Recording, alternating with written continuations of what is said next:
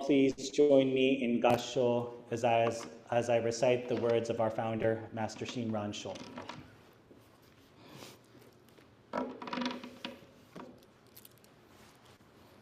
Such is the benevolence of Amida's great compassion that we must strive to return it even to the breaking of our bodies.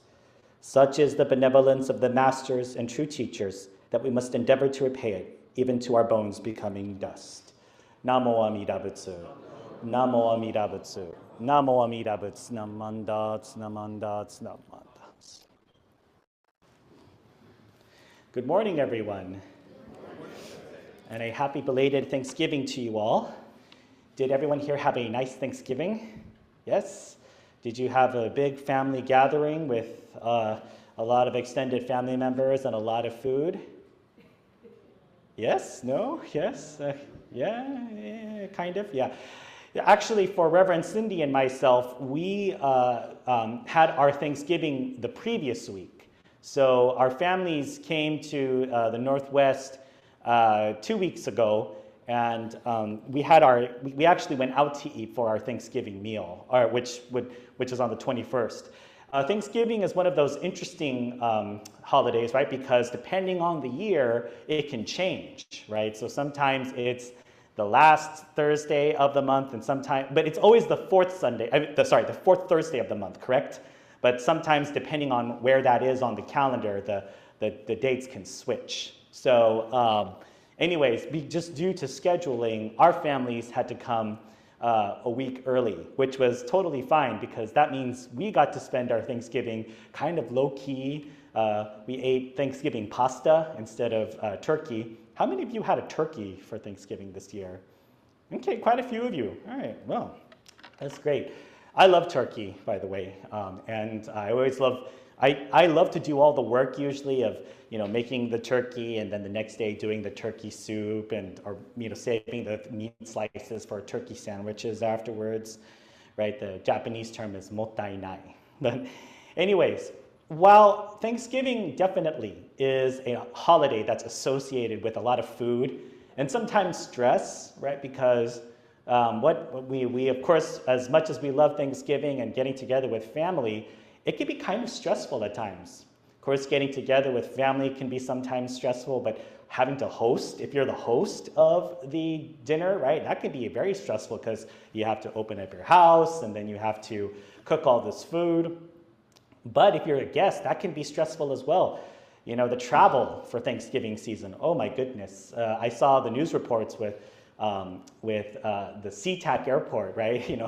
I really hope that construction project gets done soon so things won't get so bottlenecked up. But I think no matter what happens, our travel schedule, the travel for SeaTac will kind of always be somewhat jam-packed and stressful. So I think we just have to mentally prepare for that.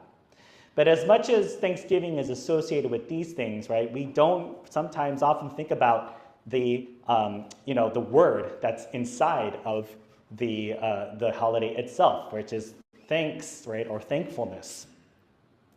I do realize that there is historical implications of Thanksgiving, and and there is a kind of controversy about the whole mythological tale of Native Americans and pilgrims getting together for dinner. But I would like to talk about Thanksgiving in terms of sort of putting a different viewpoint on it in terms of like Buddhism, right? When you think about our sect of Jodo Shinshu Buddhism, thankfulness is actually a large part of it in the first place. Starting from today's quote, I quoted, you probably don't recognize it from reading it in English, but many of you probably would recognize it if I sang it, right? The Japanese way of saying it is Nyorai Daihi no ondoku wa Miyoko ni shite mo hozu beshi shishu shite mo ondoku mo hone no kudakite mo shasu beshi, right? So, sorry, I had to think about that a little bit. But that is ondoku-san. That comes from Shinran Shonin's Watsan, or his poems, Japanese poems on the Buddha. And I'll read it again. Such is the benevolence of Amida Buddha's great compassion that we must strive to return it even to the breaking of our bodies. Such is the benevolence of the masters and true teachers that we must endeavor to repay it even to our bones becoming dust. This is a pretty heavy poem, and really kind of takes thankfulness to the extreme. Now, of course, let me preface this with, I don't expect any of you or myself necessarily to do this in a literal sense, right? I don't want you to do meritorious acts or good deeds till your bodies become dust or till your bones become dust or till you break your bodies, right? That's unrealistic. The idea behind this poem, though, is the feeling that we have, right? This overarching feeling of thankfulness. Now, of course, when we think about Thanksgiving or the holiday of Thanksgiving, we are very thankful for the things around us, right? Of course, the food on the table, the fact that we have people we love and care about, we're able to sit with us, or maybe we're thankful for the fact that we are able to even have Thanksgiving in the first place. In a Buddhist sense, however, when we think about the word thankfulness, it goes beyond just being thankful for receiving these things that we're able to consume. And this begs the question, why do we even say thank you in the first place? From children, right, when we are taught at a young age, we're taught when we receive something, we say thank you, right? Why is this? Well, number one, not the most important reason, but the important reason, of course, being it's polite, right? If you just take something without saying thank you, you're probably not going to get something from that person in the future. But we're taught that it's polite. But in Buddhism, it goes beyond this, right? When you receive something like a gift or even a teaching or food, saying thank you is essential because we realize all the causes and conditions that went into bringing this to us here today.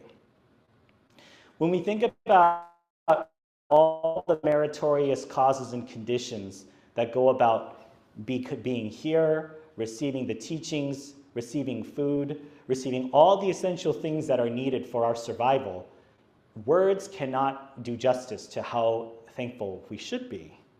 Now, of course, we ourselves do meritorious acts or good deeds as well. I'm certain that all of you have probably donated to charity, have volunteered your times at homeless shelters, or given donations to, and in fact, the BWA is doing a clothing drive right now.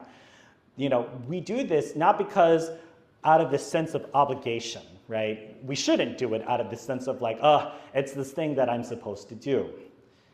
But it's because we realize we ourselves are given things without even prompting.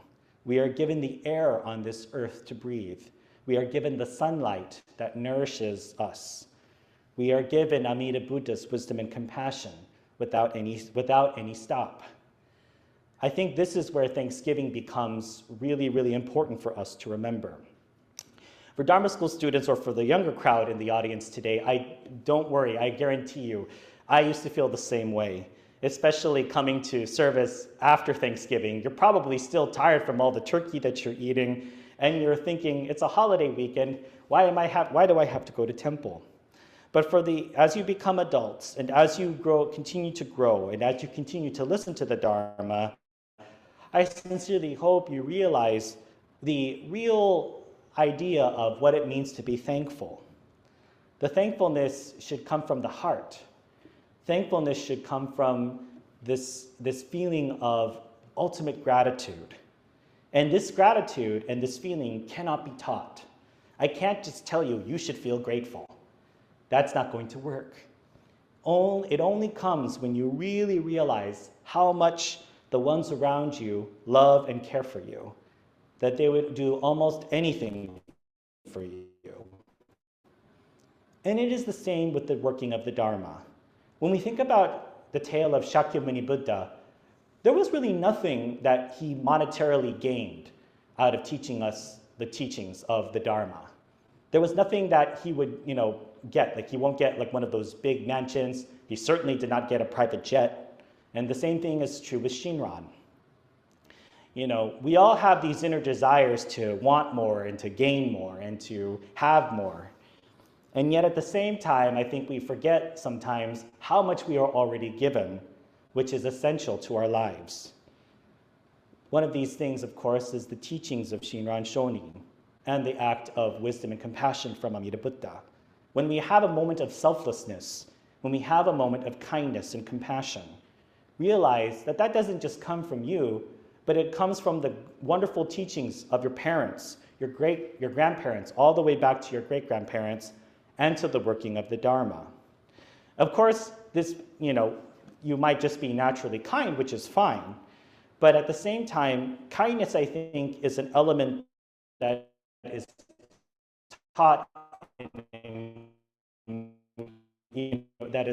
imparted upon us from other forces as well. To really stop and think about just how much selfless activity is going on around us right now. This isn't to guilt us into saying, oh, I better become a better person, right? But this is to remind us just how much we receive on a daily, maybe even by minute basis. All of us were able to come here and share in this time in the Dharma and realize the true meaning, I think, of what it means to have Thanksgiving. In this regard, I think all of you are, very much aware of how important it is to, stop and take a breath and realize how much we receive. I certainly, in these times of calm and in these times of, these times of tranquility at times, have to stop and realize just how wonderful my life really is. And that is because of my parents, that is because of my brother, that is because of all of you. I am here today because all of you are here. I am able to be here today because of the love and support that the community has given me, just as the same with all of you. With this in mind, I certainly hope that we can enter this holiday season with a deep sense of gratitude. And it's, again, not just to nag at you and say, oh, you should feel grateful, but once again, kind of pausing and stopping to realize that amidst all the chaos and the stress that comes with the holidays, that, why we're doing this in the first place, right? This is, I think, a very important element for us to remember. Family is important. Community is important. Sharing time with one another is very, very important. I think when we came out of the pandemic and out of COVID, well, and not to say that the COVID is gone, but to say that we are able to, the fact that we are able to come together again in person and with our families, I think we realized then, and how important it is for us to be able to connect with one another. How important it is to come to temple in person. With this in mind, I sincerely wish you all well in this first weekend of December. December has started. And when you think about it, it is the last month of the year. Ask yourselves, how are you going to spend the last month of 2024? How are you going to live your lives? Are you going to live your lives to the fullest and to the most true sense of yourself? This is a question I want you all to ask yourselves. And then possibly start thinking about New Year's resolutions. I will certainly be asking you about this in January as well. All of us, I think, at one time or another, have New Year's resolutions. But with this in mind, I want to thank you all sincerely for taking time out of your busy holiday weekends to come to the temple once again and to share in the Dharma with all of us. I think this is one of the greatest gifts that all of us can receive. And by the way, I'm not saying that I'm giving you a gift, right? I'm saying that all of us are receiving this wonderful wisdom and compassion from Amida Buddha. All of us are receiving the benefits and the wisdom of the Dharma. Please join me in Gassho as I once again read the words of our founder, Master Shinran Shonin.